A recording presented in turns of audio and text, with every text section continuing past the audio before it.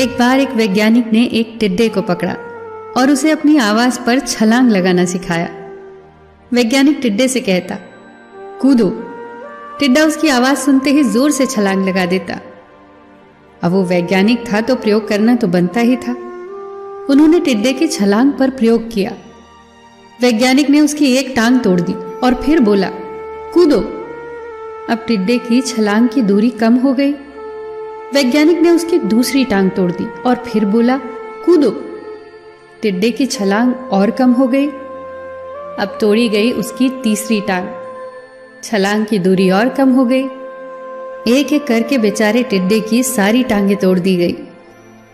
अब आखिरी टांग टूटने पर जब उसे कहा गया कूदो, तो वो हिल भी नहीं पाया। अब वैज्ञानिक ने अपना निष्कर्ष अपनी डायरी में लिखा। जानते हो उसने क्या लिखा? जब टिड्डे की एक टांग तोड़ी गई तो वो थोड़ा बहरा हो गया। जब उसकी दूसरी टांग तोड़ी गई तो वो और बहरा हो गया। हर टांग टूटने के साथ वो और बहरा होता गया और सारी टांग टूटने के बाद वो बिल्कुल बहरा हो गया। जोर जोर से चिल्लाने का भी उस पर कोई असर नहीं हुआ। वो तो अपनी जगह से हिला तक नहीं।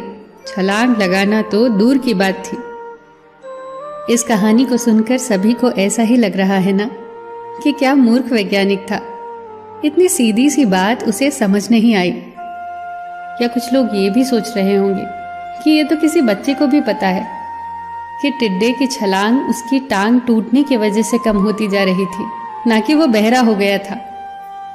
पर दोस्तों, हम सभी जीवन में कई बार ऐसे ही मूर्ख बन जाते हैं। कई बार जीवन में दो घटनाएं एक साथ ऐसे घटती हैं कि उनका एक दूसरे से कोई संबंध होता ही नहीं, फिर भी ऐसा लगता है कि गहरा संबंध है। कभी कभी दिखता कुछ और है, हमें समझ कुछ और आता है और वास्तव में होता कुछ और है।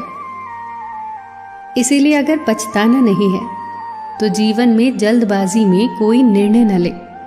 हमेशा समझबूझ का इस्तेमाल करें, सावधानी बरतें, नतीजे सोच विचार कर ही निकालें।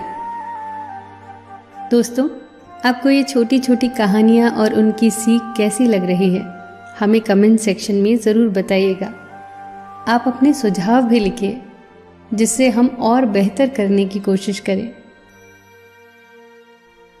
फिर मिलेंगे दोस्तों अगली वीडियो के साथ। तब तक के लिए अपना ख्याल रखना और हमेशा मुस्कुराते रहना।